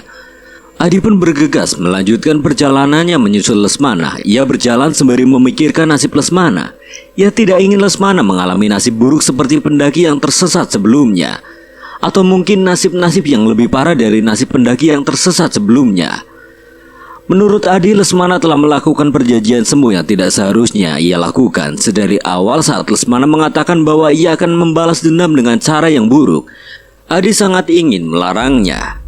Namun baru berucap 1-2 kalimat, Lesmana enggan menerima masukan dari Adi. Ia merasa Adi tidak tahu banyak hal, sebab Lesmana berpikir bahwa usianya jauh lebih tua dibandingkan Adi, sehingga ia merasa jauh lebih paham dengan dirinya sendiri dibandingkan dengan orang lain. Meskipun itu kawan dekatnya sendiri, sepanjang perjalanan Adi hanya fokus kepada Lesmana. Ia berjalan dengan begitu cepat, tidak ada hal janggal yang terjadi saat dia lakukan perjalanan. Sangat berbeda ketika dia berjalan beriringan dengan Lesmana yang kerap kali mengalami hal janggal selama perjalanan menuju kawah Sumbing. Saat Adi sedang berjalan, tiba-tiba saja Adi dihampiri oleh sosok laki-laki parubaya berjubah putih. Sosok yang sangat mirip dengan sosok yang menghampiri Lesmana saat Lesmana berada di kawah Sumbing. Pulanglah, nak. Bapak siapa? Pulanglah, nak, sebelum kamu terlambat. Terlambat apa? Pulang, nak, jangan lanjutkan perjalananmu. Mendengar sosok pria itu terus meminta Adi untuk pulang membuat Adi merasa bingung akan maksud yang tersirat dari ucapan pria berjubah putih itu. Bahkan Adi pun bingung dengan sosoknya, apakah dia benar-benar manusia atau dia makhluk lain yang tinggal di Gunung Sumbing, tepatnya berpijak saat ini. Adi pun kemudian berpikir keras tentang maksud tersirat dari ucapan sosok itu. Saat Adi berpikir dengan begitu keras, sosok pria berjubah putih itu pun pergi dan tak lama setelahnya menghilang tanpa sebab. Sontak hal tersebut membuat Adi merasa bingung. Pak, Bapak di mana? Adi pun terus mencari keberadaan sosok pria berjubah putih itu. Ia ingin menanyakan maksud dari ucapan yang pria itu lontarkan kepadanya. Namun Adi tidak berhasil untuk menemukan sosok pria berjubah putih itu. Adi pun merasa bahwa sosok itu mungkin hanya orang yang kebetulan lewat dan iseng kepada Adi dengan meminta Adi untuk bergegas pulang. Adi hanya bisa berpikir positif akan kejadian yang baru ia alami. Adi bergegas menyusul Lesmana. Tujuan utama Adi saat ini adalah kawah Sumbing. Namun baru beberapa waktu ia berjalan, gerimis datang dan membasahi tubuh Adi. Gerimis tersebut cukup deras hingga membuat Adi harus menghentikan langkahnya, sebab ia khawatir bisa terkena hipotermia. Adi berinisiatif untuk membangun tenda di jalur pendakian yang terlihat cukup landai. Hanya butuh beberapa waktu saja untuk Adi membangun tenda. Setelahnya ia pun meneduh di dalam tenda tersebut. Semoga aja tidak sampai badai. Aku khawatir dengan Lesmana. Lagi dan lagi Adi selalu mengkhawatirkan Lesmana, alih-alih mengkhawatirkan dirinya sendiri. Sebab bukan hanya Lesmana yang berjalan sendiri, Adi pun berjalan seorang diri. Adi memang sosok yang sangat setia kawan. Adi pun merasa menyesal karena sempat menaruh kecewa kepada Lesmana hingga akhirnya mereka cekcok mulut dan memilih untuk berpisah. Andai saja Adi bisa sedikit meredam egonya, tentu dia dan Lesmana tidak akan pernah berpisah seperti sekarang ini. Dan keduanya bisa saling menjaga satu sama lain. Di sisi lain, Lesmana sudah mempersiapkan ritualnya dan bersiap untuk mengorbankan Adi tanpa sepengetahuannya. Gerimis sudah mulai mereda. Lesmana pun bertekad untuk melakukan ritual saat ini juga. Tanpa mengemasi kembali tenda miliknya, Lesmana mulai mencari tempat yang sesuai untuk menjalankan aksinya tersebut. Ia kemudian menemukan tempat yang cukup landai di tepi kawah yang kiranya sesuai untuk menjalankan ritual. Terlebih lagi terdapat beberapa sesajen lama yang mungkin itu adalah bekas orang lain yang melakukan ritual serupa seperti Lesmana. Sudah bukan rahasia lagi, kawah sumbing memang kerap kali dijadikan sebuah ritual pesugihan bagi beberapa orang yang memiliki tujuan tak jauh berbeda dengan Lesmana. Mungkin ini salah satu alasan mengapa Ki Ageng meminta Lesmana untuk melakukan ritual di kawah Gunung Sumbing. Lesmana bergegas mengeluarkan semua sesajen yang sudah disiapkannya di dalam ransel. Tak lupa ia mengeluarkan darah ayam cemani sebagai salah satu syarat melakukan sebuah ritual. Lesmana pun menyiapkan foto Adi yang kebetulan ia simpan di dalam ranselnya. Ia letakkan foto tersebut tepat di atas sesaji miliknya. Ritual pun dimulai. Tiba-tiba saja angin berhembus dengan sangat kencang. Badai mulai turun menghampiri Lesmana. Namun Lesmana tidak goyah sedikit pun. Ia tidak ingin mundur sekalipun badai menghantam tubuhnya begitu kencang. Aku harus segera menuntaskannya. Lesmana pun melakukan ritual selama beberapa jam. Tepatnya sampai fajar tiba, ia tak beranjak dari tempatnya bersemedi. Meskipun tubuhnya tampak sudah tidak kuat lagi, tekadnya benar-benar bulat. Tepat saat fajar tiba, badai pun berhenti. Tubuh Lesmana yang sedari tadi diterpa badai pun tumbang. Tubuhnya benar-benar pucat pasi sebab dia tidak memperkirakan keselamatannya. Ia hanya memikirkan ritual dan tujuan utamanya. Tubuh Lesmana pun terguling beberapa meter dari tempatnya bersemedi. Dia pun tidak sadarkan diri. Di sisi lainnya, Adi hanya bisa berdiam diri di tengah badai yang benar-benar hebat. Badai itu pun mampu menggoyang-goyangkan tenda Adi. Beruntung Adi membangun tenda tersebut dengan sangat kokoh, sehingga tenda itu tidak terbang bersamaan dengan badai yang tak kunjung reda saat itu. Gimana keadaan Lesmana di atas sana saat badai seperti ini ya? Sepanjang waktu, Adi tidak bisa memejamkan matanya. Ia terus memandangi badai yang tak kunjung reda saat itu, sembari memikirkan keselamatan Lesmana.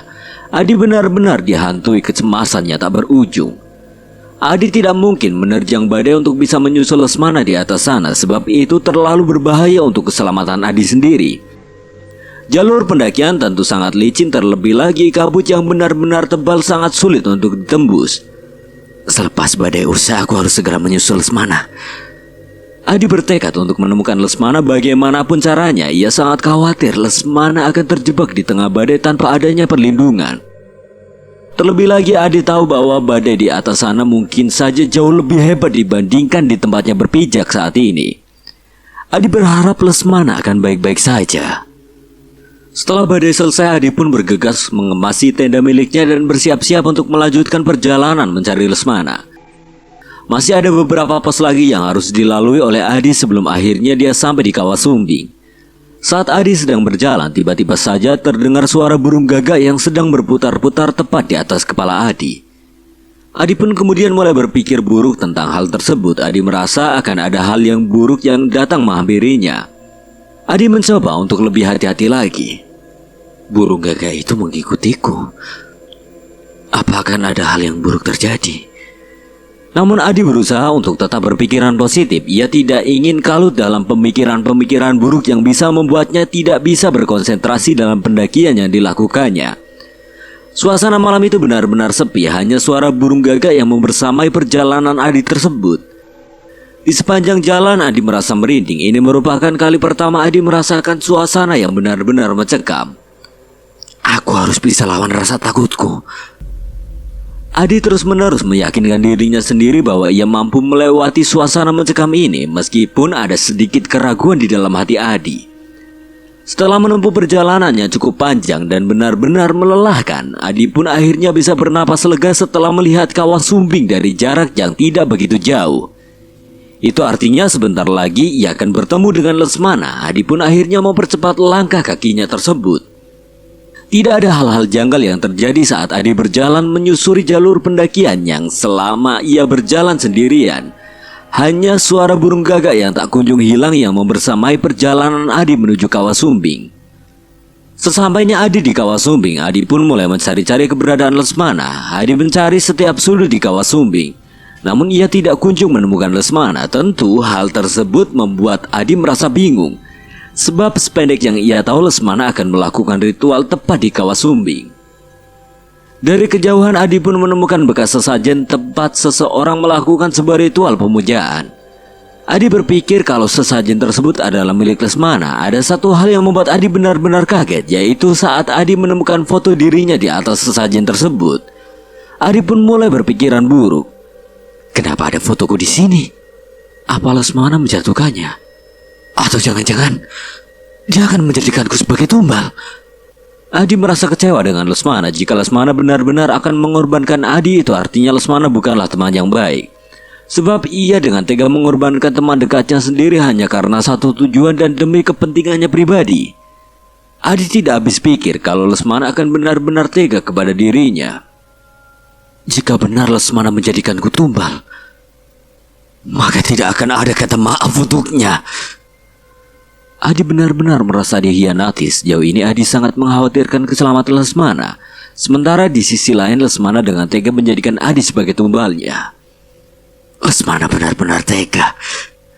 Kekhawatiran Adi terhadap Lesmana sirna seketika bersama dengan kekecewaan yang tumbuh di dalam hati Adi karena Lesmana dengan tega menjadikan dirinya sebagai tumbal.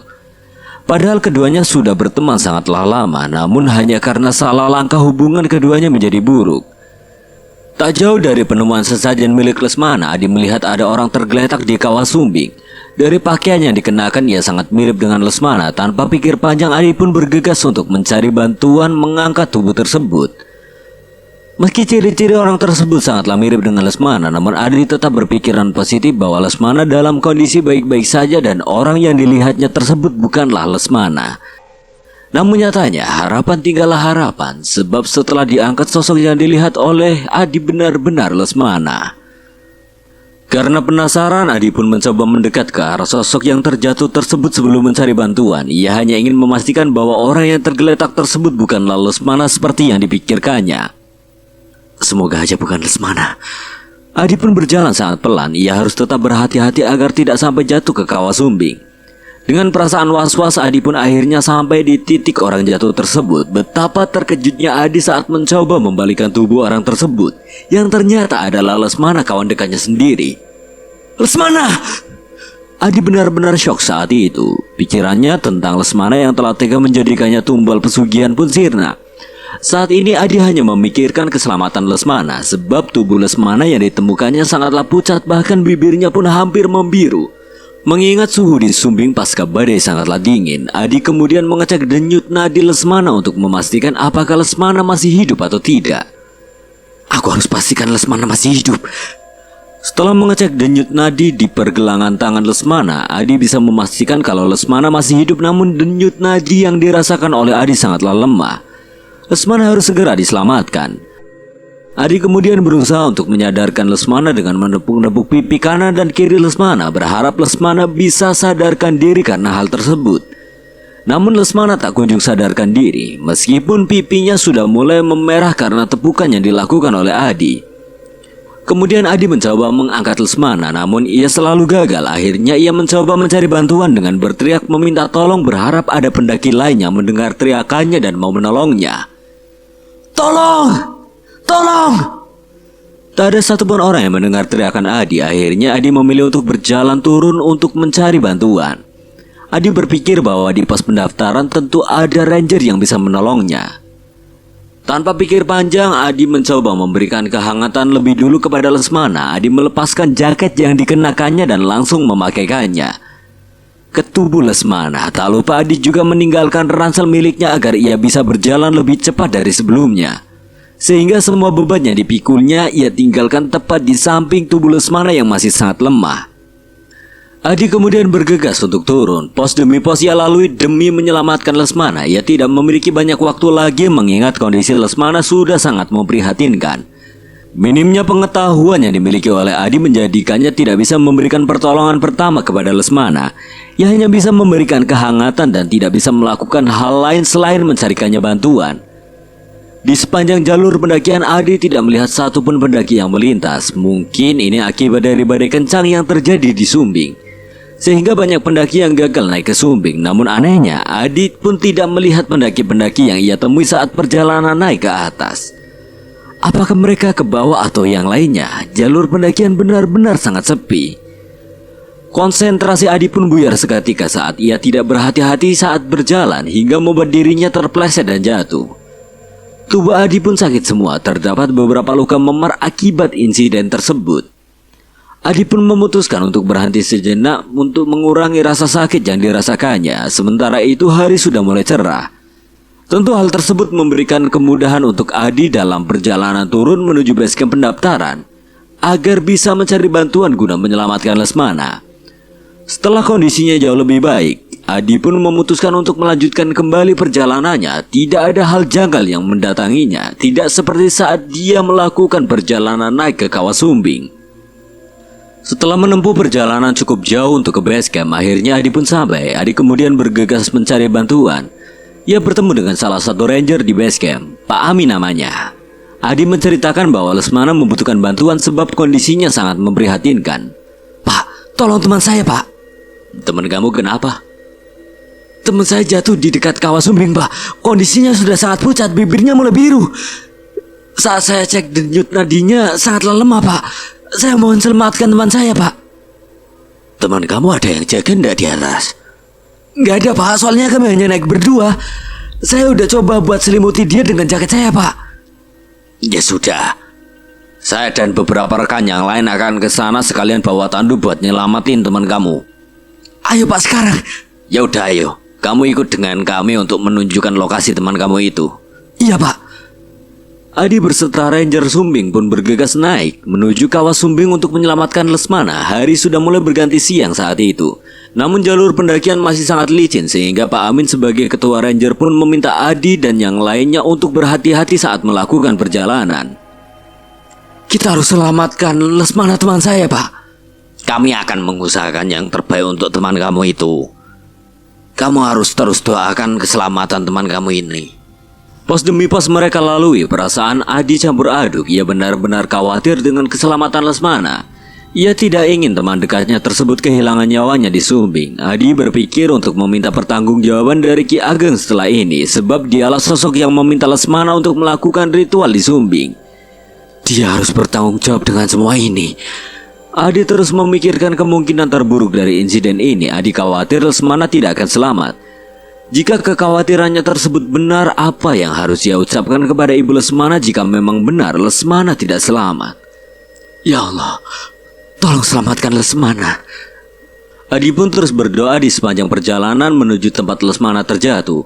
Tak ada satu detik pun Adi lewatkan untuk tidak berdoa kepada Tuhan untuk menyelamatkan Lesmana.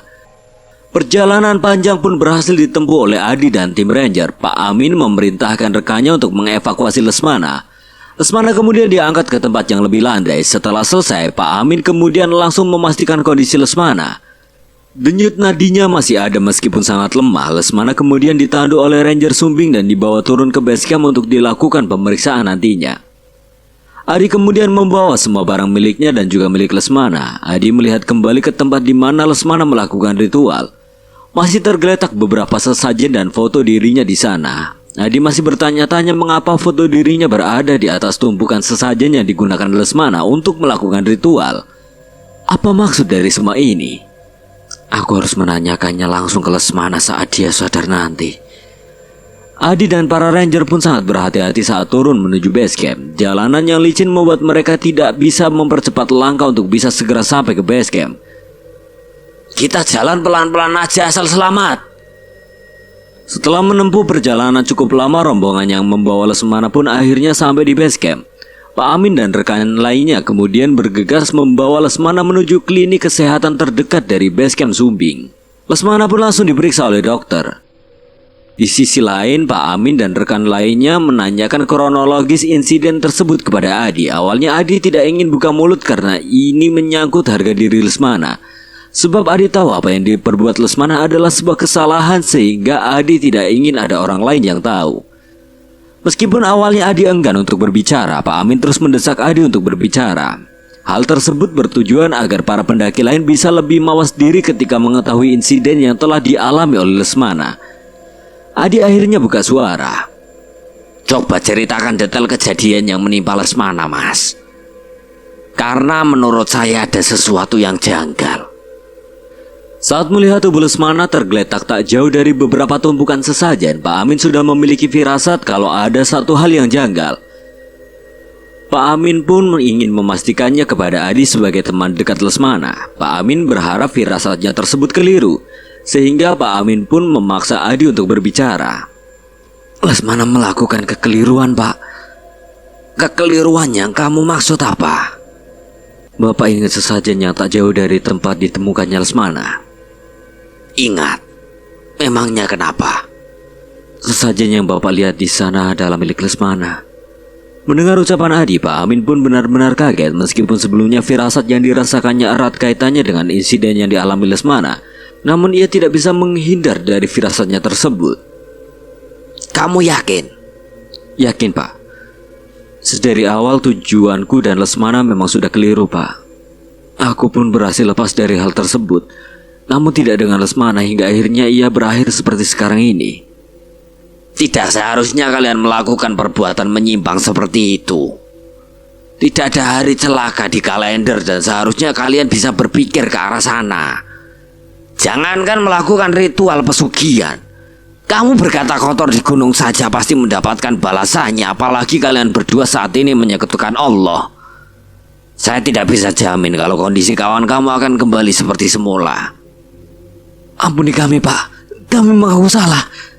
Jangan minta ampun kepada saya, mintalah ampun kepada Allah. Iya, Pak, kami salah. Pak Amin dan beberapa rekannya pun bergegas meninggalkan Adi dan Lesmana. Terlihat raut kekecewaan dari keduanya.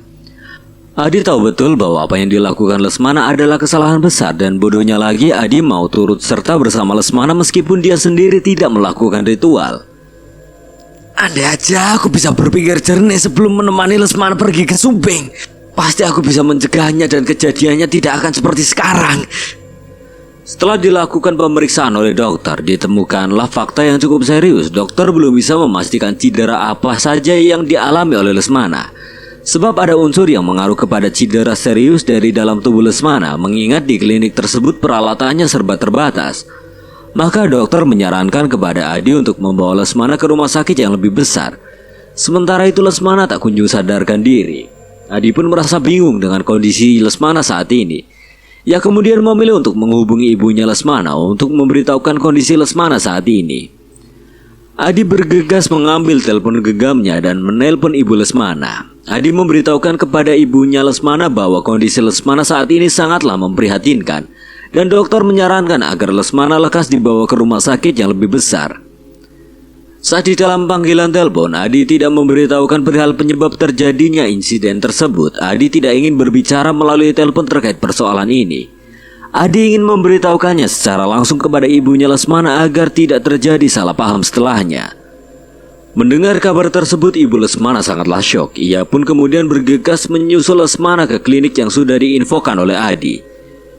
Ibunya Lesmana pun pergi bersama saudaranya menyusul Lesmana dengan perasaan khawatir. Sesampainya ibu Lesmana di klinik, ia pun sangat kaget dengan kondisi Lesmana yang saat itu sangatlah lemah. Ia kemudian menanyakan kronologi dari insiden yang dialami oleh anaknya tersebut kepada Adi. Kenapa Lesmana bisa seperti itu, Di? Lesmana jatuh di dekat kawah Sumbing, Bu, dan tidak sadarkan diri. Kenapa dia bisa sampai ada di dekat kawah itu? Kalian berbuat apa? Lesmana melakukan kesalahan, Bu. Kesalahan apa? Bu. Anu apa? Jelaskan pada ibu. Lesmana melakukan ritual pesugihan dengan tujuan balas dendam di dekat kawah Sumbing, Bu. Bahkan di atas sesajen miliknya ada foto saya, Bu. Saya sendiri tidak tahu apa maksud dibaliknya. Mendengar ucapan Adi, ibu Lesmana tampak sangat syok. Ia tak pernah sangka jika anaknya akan berbuat demikian, menghalalkan segala cara untuk balas dendam hingga melakukan ritual pesugihan. Ibu Lesmana seakan-akan tidak mengenal anaknya karena sikapnya tersebut benar-benar tidak mencerminkan sosok Lesmana. Apa yang membuat Lesmana melakukan hal keliru seperti itu? Karena persoalan perempuan, Bu. Perempuan mana yang sudah membuat anakku berbuat hal keji seperti itu? Adi pun terdiam sebab ia tidak tahu menahu perempuan yang dimaksud oleh Lesmana. Ia hanya tahu Lesmana ditolak cintanya karena persoalan rupa dan harta. hingga ia nekat melakukan ritual pesugihan yang akhirnya mencelakakan dirinya sendiri. Kebetulan saudara yang turut bersama ibunya Lesmana adalah orang yang paham agama dan memiliki kemampuan lebih. Ia kemudian dimintai tolong oleh ibunya Lesmana untuk menerawang semua hal janggal yang terjadi pada Lesmana sebelum nantinya Lesmana akan dibawa ke rumah sakit besar untuk penyembuhan. Mas Aziz namanya, ia kemudian bergegas untuk mengusahakannya sesuai yang diminta oleh ibu Lesmana. Dan setelah beberapa waktu, Mas Aziz kemudian menemukan fakta bahwa apa yang diucapkan Adi merupakan sebuah kebenaran. Lesmana melakukan ritual pesugihan, namun ada satu fakta lain yang membuat Adi merasa sangat terpukul, yaitu fakta bahwa ritual tersebut membutuhkan seorang tumbal untuk keberhasilannya. Dan Lesmana memilih sosok Adi untuk dijadikan tumbalnya. Mendengar hal tersebut, Adi sangat lemas. Ia kemudian merasa sangat kecewa kepada Lesmana. Selama ini ia dengan setia menemani Lesmana melakukan ritual dari rumah Ki Ageng hingga melakukan ritual sampai di Gunung Sumbing. Namun balasan yang didapatkannya hanyalah kekecewaan. Teman karibnya sendiri dengan tega menjadikan dirinya sebagai tumbal demi keuntungan sendiri. Adi merasa Lesmana sangatlah kejam. Adi kemudian menanyakan kepada Mas Aziz apa dampak yang akan terjadi pada dirinya, mengingat ia sudah melihat foto dirinya di atas sesajen milik Lesmana. Perjanjian antara Lesmana dan penghuni Gunung Sumbing hanyalah perjanjian semu. Mereka hanya ingin menyesatkan Lesmana ke jalan yang tidak benar. Makhluk itu bahkan menginginkan Lesmana untuk menjadi budak di dunia mereka. Perantara awalnya berawal dari sosok dukun yang kalian temui sebelumnya, yang merupakan seorang abdi dari makhluk itu. Adi pun teringat ucapan pendaki tersesat yang ditemuinya saat perjalanan menuju pos sebelumnya. Pendaki tersebut pun mengatakan hal yang serupa, bahwa ia bertemu makhluk sumbing yang memintanya untuk menjadi sosok penting di dunianya. Hingga akhirnya ia bisa berhasil keluar dari jeratan makhluk itu dan kembali ke jalur yang benar. Mendengar semua hal yang diucapkan oleh Mas Aziz, mendadak Adi pun merinding seketika. Ia tidak akan bisa melupakan insiden tersebut dan ia pun tidak akan pernah melupakan kekecewaannya kepada Lesmana. Setelahnya Adi pun memilih untuk pulang terlebih dahulu, sementara Lesmana dibawa oleh ibunya ke rumah sakit yang jauh lebih besar. Lesmana mengalami koma dan berhasil sadarkan diri setelah 3 bulan terbaring di atas ranjang. Setelahnya ia sangat amat menyesali perbuatannya dan berubah menjadi sosok yang jauh lebih baik dari sebelumnya. Insiden tersebut menyiratkan banyak pembelajaran hidup dalam diri Adi dan terutama Lesmana, bahwa perbuatan menyimpang akan selalu mendapatkan balasannya. Sekian dan terima kasih buat Alin Ambarwati yang telah mengizinkan saya membawakan ceritanya. Apabila ada kesalahan atau kekurangan, Kang Selamat memohon maaf sebesar-besarnya. Akhir kata, Kang Selamat pamit undur diri. Assalamualaikum warahmatullahi wabarakatuh. Sampai berjumpa lagi.